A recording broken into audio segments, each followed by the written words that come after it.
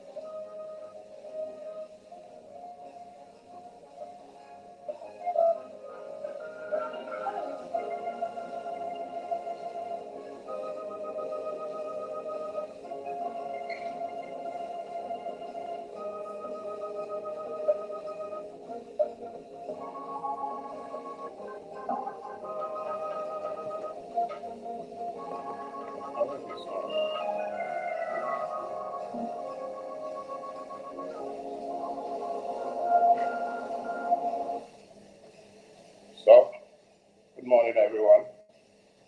I believe it's 7:08, but as you can see, I'm already doing my own work, and don't worry, it's not in reality.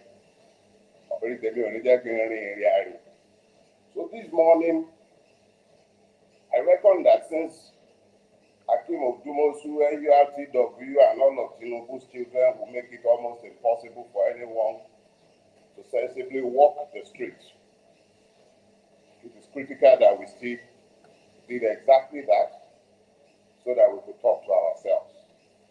So this morning, welcome to the first edition of what I believe is going to be a fairly long and regular series.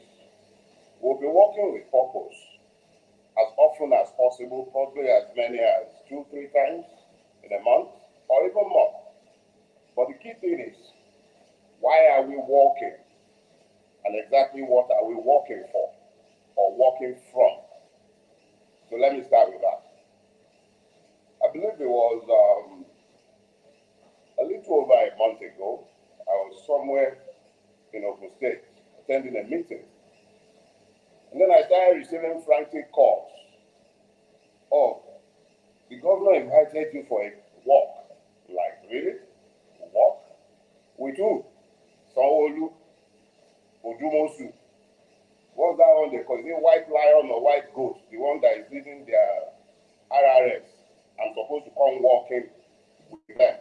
Exactly for what I asked.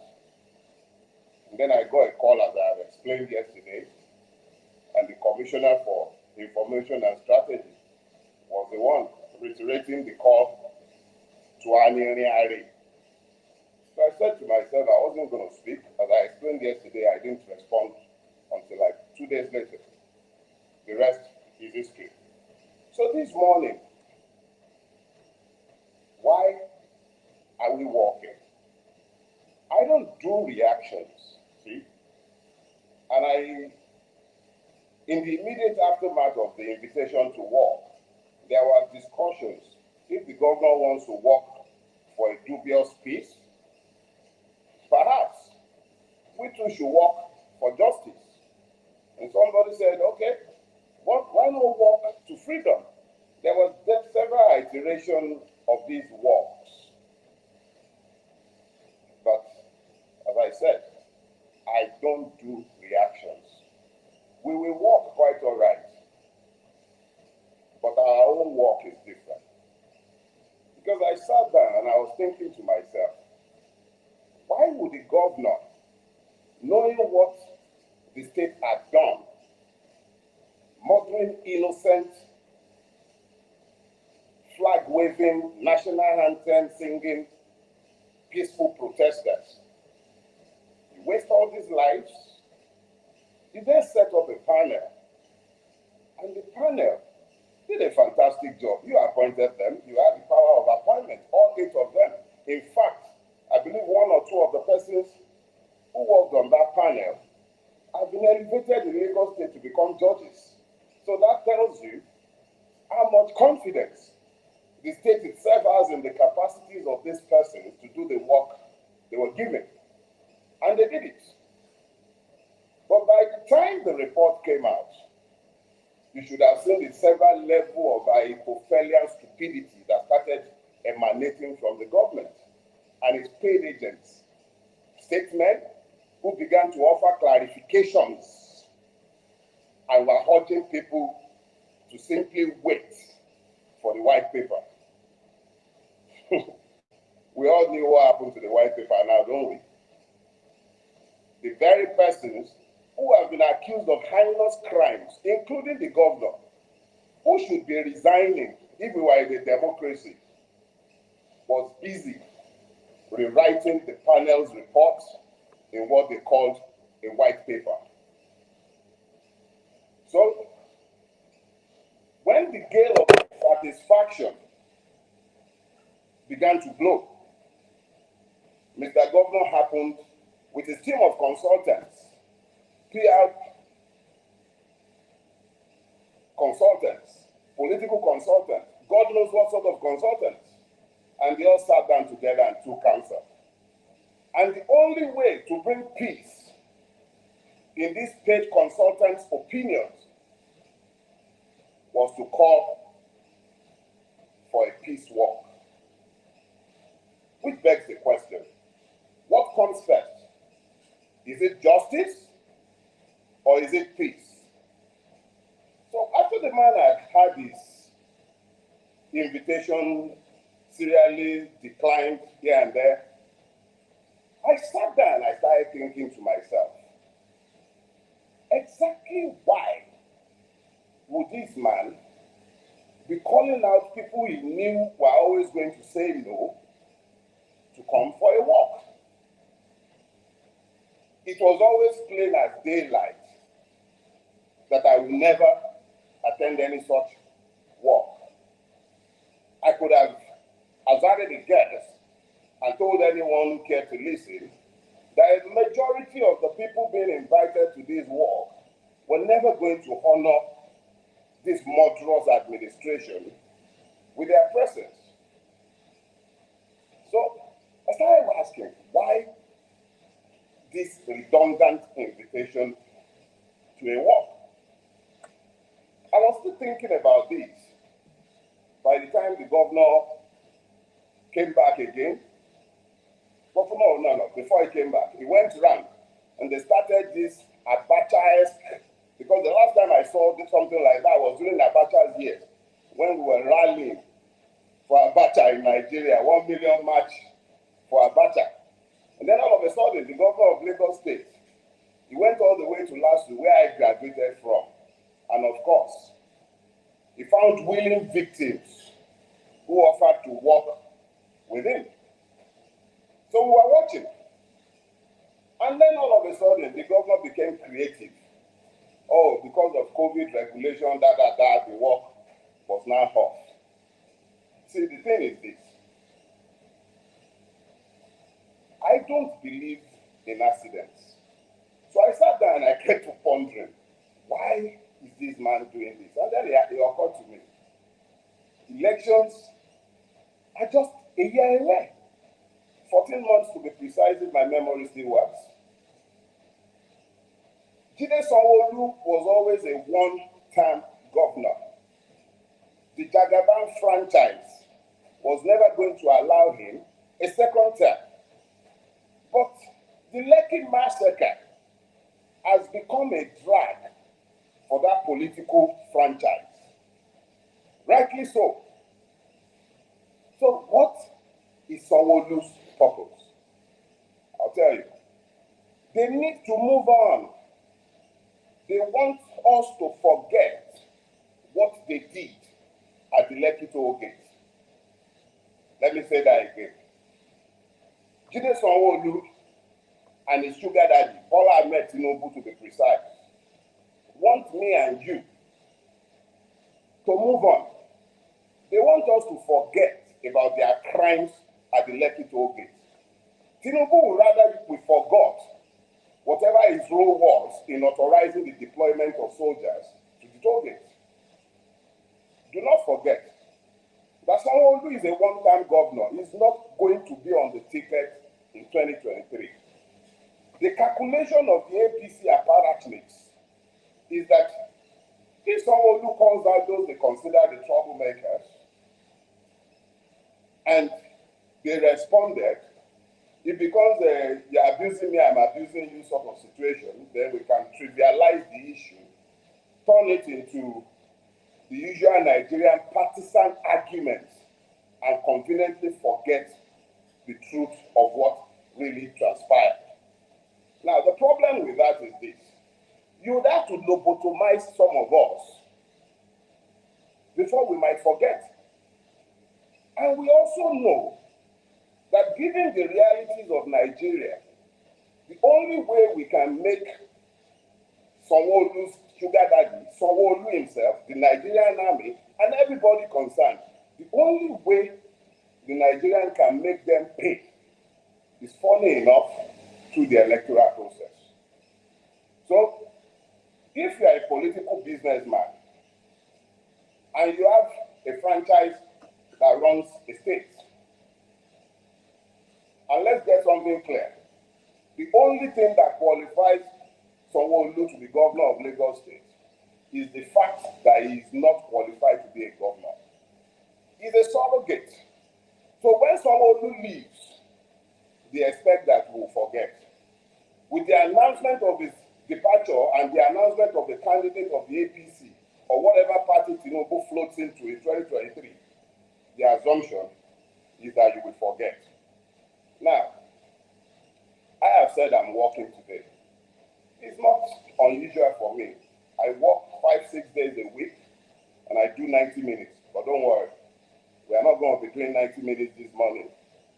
But I do expect that we'll spend some time together and that you'll send in your questions and I will respond. But let me get to the meat of the purpose of my own work this morning. I'm not working to offer a fig leaf to Jide Sanwo-Olu, and I'm not offering him the opportunity to crystallize his issues by stepping out on the road. But I'm working this morning with a purpose in mind. And what is my purpose? I need you to go and register to vote. Walk to the nearest voters registration centers. Register to vote. Let me explain myself. I have been heard variously explaining that every Nigerian waiting for 2023 to change Nigeria is a fool. Yeah, I've said that severally. I've also been heard telling people clearly that we cannot vote our way out of the Nigerian mess. Yes, I said that too. I do not believe that a Nigeria that is unrestructured, even restructured, a lot of people have already lost faith in its capacity to take us forward. But I still hope that a properly restructured Nigeria is rescuable from this mess and it is capable of delivering all the desires of most Nigerians, if not all. And it saves us potential conflict. But there are two parts to the restructured Nigeria. The first of those is armed conflict. The second is the electoral part. The electoral part I've always discounted mainly because of the fraudulence of the Nigerian ruling class, its readiness to deploy violence, and its complete unreadiness to allow democratic principles to govern Nigeria. However, there are only two games in town. You are either going to be carrying a gun or you are going to be carrying your ballot paper, your voter's card. We have a unique opportunity in 2023. The Nigerian ruling class and the state has to pretend that we are a democracy. It is its need to pretend that we are in a democracy that still allows the like of me to stay in a gym and be talking to you. It is the fact that they have to pretend we are in a democracy that they are still pretending to take the social media bill through the legislative houses. So as long as they have to pretend that we are in a democracy, and I'll show you how difficult it is for them to keep up that pretense if we get involved. Let me show you. In Lagos State, during the last election, my memory is not quite what it used to be, but I am almost willing to bet that we had less than 500,000 people voting to elect the misadventure that is currently in office in Lagos State. So you have a situation where in a state with a population strength of over 20 million people, less than 500,000 elected Babajide Sanwo-Olu. Now, do they have the capacity for electoral violence and to try and affect and change the will of the people? Yes, they do. But that will cannot be changed when the people fully participate in the democratic process. If we had as many as 2 to 5 million people going to the polls in Lagos State, how many thugs can Oluomo deploy in Lagos State? How many local governments and polling booths can they cover with their thugs? When you move beyond that, you ask yourself, if the vote was so useless, why do they buy them? Why do politicians buy votes? The recent experience in the Anambra election should be instructive. When the people are clear as to the exactness of their political agenda, it becomes easier to synergize and to achieve. We have lived under the unbroken influence and hegemony of Bola Ahmed Tinubu in Lagos State for 22 years. 22. So in 22 years, this hegemony has failed to deliver on any one of the many things that makes life meaningful. But the one thing they have done fantastically is that they have managed consistently to deliver to the shareholders of Jagaban PLC. If you are a member or a shareholder in that company, your wealth is assured. You have impunity. But if you are not, your life is threatened, your businesses are threatened, you are hounded out of town, and if you are unlucky, you get killed. 2023 is their next preoccupation. It is the focus on 2023 that has led Sanwo-Olu to come out and demand a peace walk. His demand for a peace walk is just to crystallize the issue, draw out the anger, and clear the path forward for the next electoral cycle. They already know that they will sacrifice Sanwo-Olu. By the time the critics make more noise, you will find a way that they will start turning around and putting this on him. After all, he is the governor, even though we know that he's functionally a franchise manager. So, what is my purpose this morning? My purpose is to get you to move beyond your hunger, get you to move beyond the despondency, and get you to connect. Yes, the system is far from perfect. Yes, they are always poised to reap. But even if we must be able to mobilize you for a campaign of civil disobedience in the event of the vote being stolen, you had to have been connected ab initio. You had to have been part of a demand for a change before you can be demanding the integrity of your vote. So, we probably have all of about 5 to 6 months to do whatever we need to do in relation to voters' registration.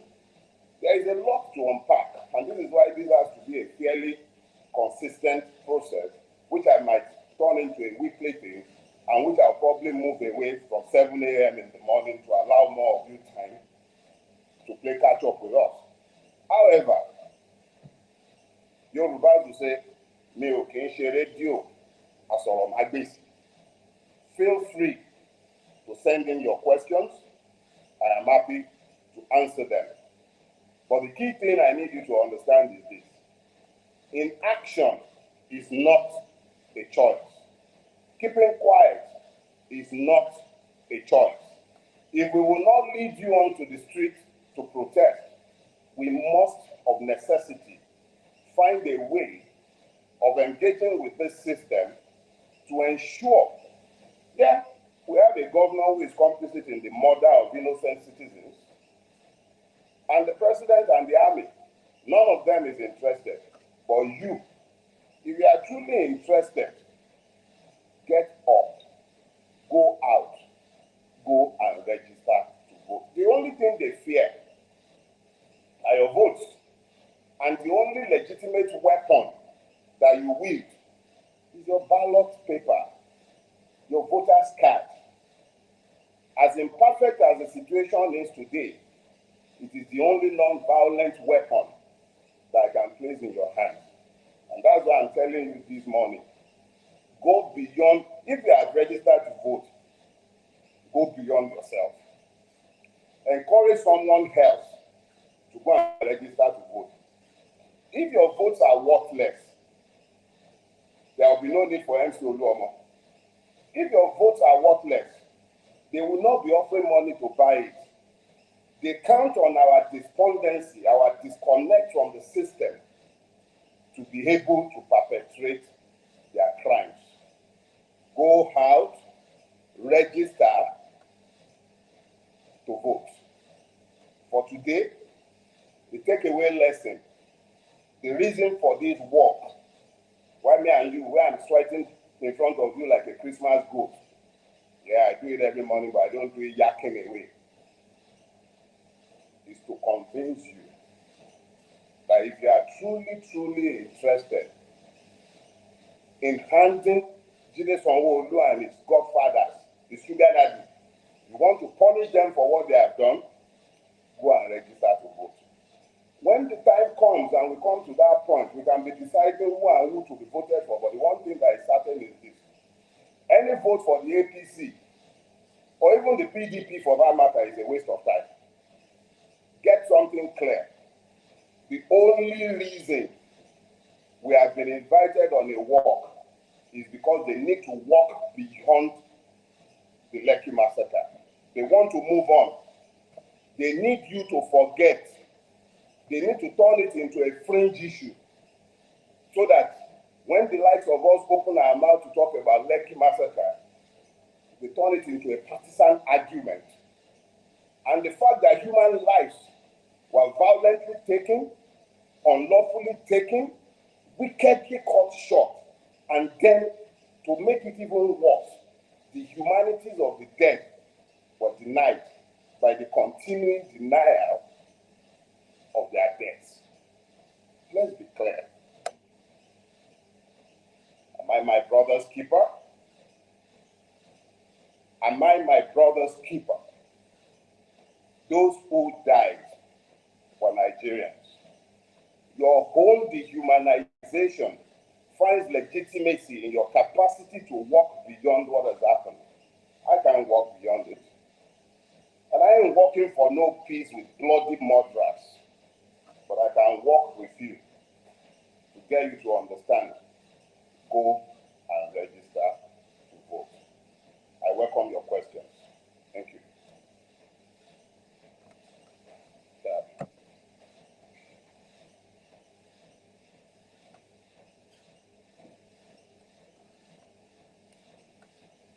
Got questions?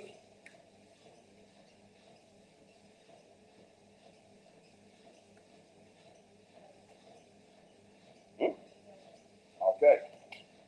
In the absence of questions, I'm dialing out. So, I'll send out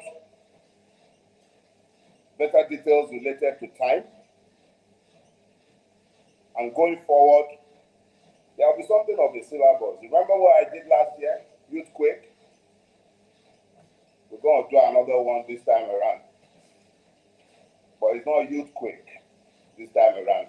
It's payback. It's time to pay back the Nigerian ruling class in his own coin. It is time to pay back. Thank you very much. Have a lovely weekend, each and every one of you. And thank you very much for joining me. God bless.